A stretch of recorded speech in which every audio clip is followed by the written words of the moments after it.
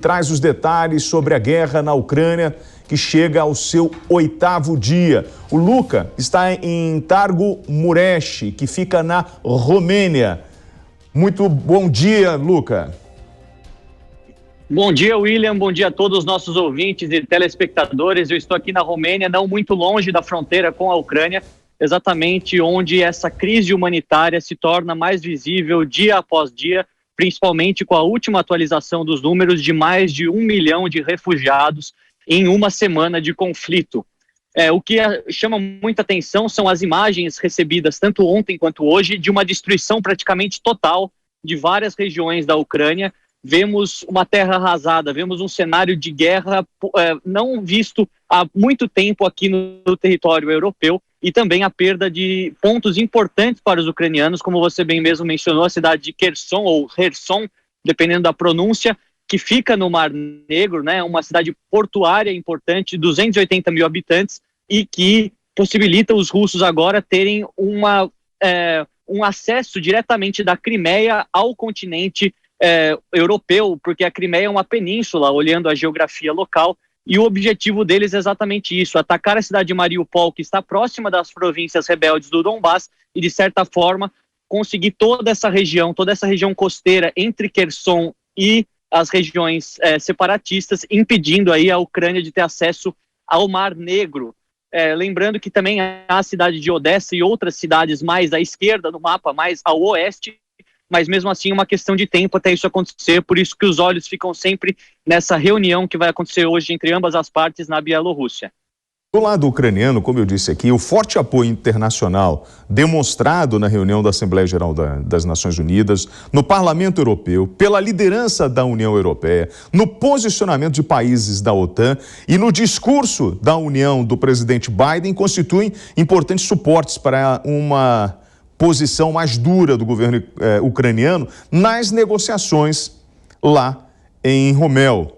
A delegação ucraniana deve manter essa exigência, como eu disse, da retirada das tropas russas. Bassani, a informação da movimentação das tropas russas, que elas estavam paradas, a gente conseguiu confirmar isso?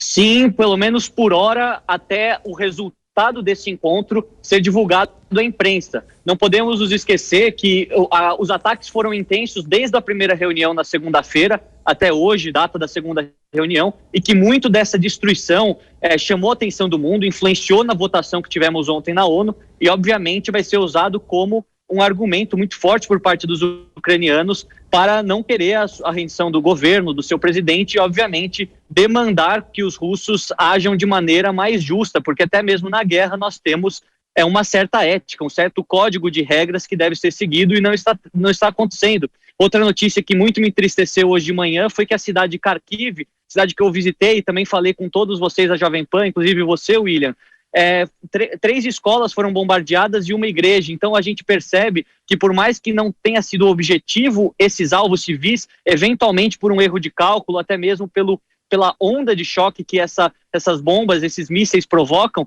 muitas regiões civis estão sendo afetadas e, consequentemente, pessoas estão morrendo.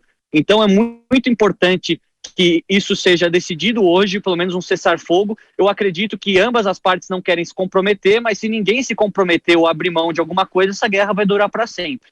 Então, eu acredito que algo inesperado possa acontecer e também não podemos desvalorizar os russos. Olhando o histórico de guerra deles, por mais que os ucranianos estão oferecendo uma resistência muito nobre e heróica, os russos ficaram em várias outras batalhas durante a história, muito tempo levando chumbo e depois vieram com uma resposta muito mais forte. Pega o exemplo do cerco a Stalingrado em 1941, 1942, né, de agosto até fevereiro, 5 meses perdendo para os nazistas, mais de 1 milhão de russos morreram e eles conseguiram vencer a batalha. Então, não podemos, de certa forma, desvalorizar ou subestimar os generais russos, que também são muito experientes, mas obviamente que esperamos o melhor resultado dessa conversa hoje entre ambas as partes. Porém, os interesses são bastante divergentes, então uma solução para essa crise no dia de hoje é pouco provável em função dessa divergência. O Paulo Pozonov está em Curitiba de forma remota. Paulo, muito bom dia. Bom dia, William. Bom dia, Luca. Bom dia a todo mundo. Então, Paulo, aproveitando aí, você que está acompanhando o Luca Bassani, que está na Romênia, você acredita nessa decisão da gente conseguir um acordo hoje, nessa segunda rodada? É uma expectativa, né? É a minha expectativa. Eu sou uma pessoa bastante otimista, eu tento balancear esse realismo com otimismo, não deixar me contaminar muito pelo pessimismo, né? Já tem muita gente falando em possibilidade de guerra nuclear.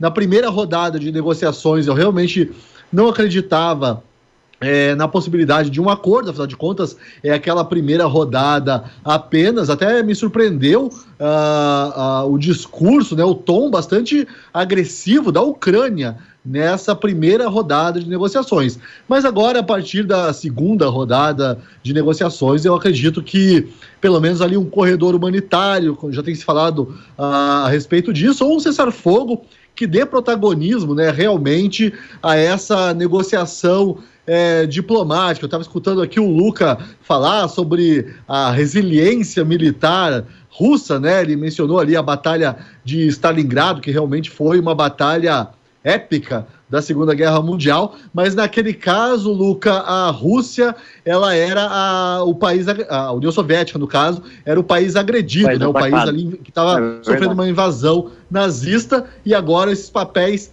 se inverteram. Luca, eu queria perguntar para você a respeito dos refugiados. Eu queria saber como esses refugiados estão sendo absorvidos aí pelos países vizinhos. Existem já campos de refugiados? Quem está organizando a acolhida a esses refugiados? Já se fala em 1 milhão de refugiados. É a ONU? É a OTAN? Ou isso fica a cargo desses países aí vizinhos? A gente sabe que, apesar de ser Europa, não são países necessariamente ricos, né? Exatamente, Paulo. Aqui na Romênia, principalmente, eu acredito que é o segundo país que mais tem recebido imigrantes, refugiados. Eu tenho visto bastante ao longo das minhas andanças por aqui na região norte da Romênia, que faz fronteira com a Ucrânia. Muitas pessoas vindo com mala, com tudo, elas são recebidas primeiramente com um kit de itens essenciais, de higiene pessoal, colchonetes, agasalhos. Ainda estamos no final do inverno, tem bastante frio por aqui. Então, a questão do campo de refugiados, ela varia de país para país. Em alguns deles tem iniciativas próprias dos governos locais, iniciativas da União Europeia e também iniciativas da ONU através da própria Acnur, né, do Alto Comissariado das Nações Unidas para os Refugiados. E também a sociedade civil se organizando, as pessoas através de doações, através de muitas pessoas em outras partes da Europa estão disponibilizando seus apartamentos, um quarto que esteja vago para esses ucranianos que têm já se distribuído pelo continente europeu. Obviamente que esses países fronteiriços, eles têm um acúmulo maior dessas pessoas porque é o primeiro local onde elas chegam, mas como você bem mesmo mencionou, não são países muito ricos. A Hungria, a Romênia, a Polônia, todas têm problemas internos econômicos também e não conseguem arcar com todo esse gasto. Obviamente que tem que ser um pensamento primeiramente na solidariedade, mas ao mesmo tempo os outros países do bloco europeu estão dispostos a ajudar, a Alemanha principalmente, a própria Inglaterra, o Reino Unido, não fazendo parte mais da União Europeia, também disponibilizou. França, Portugal e Espanha, consequentemente, estão mais distantes, mas a gente vai ver esse fluxo sendo distribuído nas próximas semanas. Aqueles problemas acontecidos na semana passada em relação ao racismo, em relação a várias coisas muito feias que aconteceram na fronteira, têm sido superados. Afinal, os países agora adotaram uma postura única de liberar todo mundo sem necessidade de teste de Covid, sem necessidade de visto, né? Porque muitas pessoas não têm visto para a União Europeia, então foi aberta uma exceção nesse momento e esperamos que o melhor aconteça, porque como sempre, guerras travadas entre dois países, quem paga geralmente o preço e perde a vida e passa por muitas dificuldades é a população inocente e civil. Luca Bassani, e nós falávamos ainda, não entramos ainda no custo de reconstruir a Ucrânia e no custo operacional dessa batalha. Mas fato é, e você já levantou essa possibilidade, a gente já conversou aqui na Jovem Pan News, inclusive já eu trago aqui nos estúdios da Jovem Pan para um bate-papo com a gente para ajudar a analisar esse conflito da Rússia com a Ucrânia.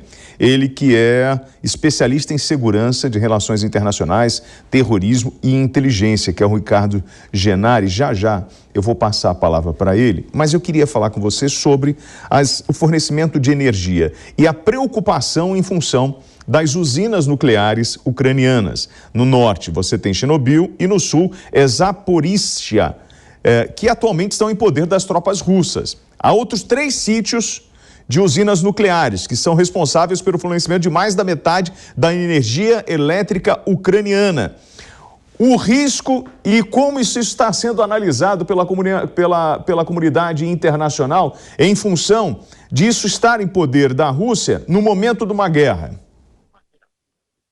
Olha, William, nós não podemos nos esquecer que a usina nuclear de Chernobyl ela não está em funcionamento. Depois da explosão em abril de 86, ela causou um grande estrago ambiental para grande parte da Europa e foram colocados sarcófagos em volta exatamente para reter os detritos nucleares de se espalhar pelo ar e contaminar várias áreas.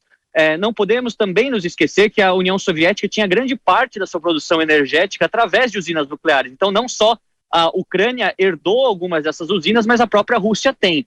Então, eles terem o poder sobre isso e utilizar como uma ameaça, não acho que é algo tão preocupante, porque eles também têm no seu território e não é uma preocupação recorrente. Eu acredito que é preocupante exatamente eles tomarem controle disso e fazerem com que o acesso à energia pelos ucranianos seja limitado, aí deixando a cidade sem energia elétrica, sem comunicação com o exterior e, obviamente, com várias outras dificuldades relacionadas à própria questão da temperatura, né, que algumas casas utilizam o sistema de arrefecimento através de energia elétrica, então no inverno isso seria também algo que causaria um problema muito grande para as pessoas que ainda ficaram aqui. E eu vejo que tudo faz parte da estratégia russa de dominação e de também, de certa forma, humilhar o governo. Falar, olha, o governo não tem nem o controle das partes essenciais relacionadas ao país, relacionadas à sociedade, e nós temos. Então nós seremos ou podemos ser uma alternativa melhor, mais ou menos assim, para alguns simpatizantes, né? Porque sabemos que por mais que a grande parte dos ucranianos não queira um regime russo, não aprove essa invasão, tem uma outra parcela que até vê isso como bons olhos, e isso exatamente que eles tentam brigar, para tentar criar um inimigo interno para o próprio o governo ucraniano, que tem tido baixas nas últimas horas, né, principalmente a cidade de Kherson e essa região de Zaporizhia, que é uma cidade também que tem uma usina nuclear, e pode, de certa forma, fazer com que as dificuldades internas aumentem ainda mais e a crise humanitária aumente, porque também Putin quer desestabilizar a Europa. Ele sabe que uma crise de refugiados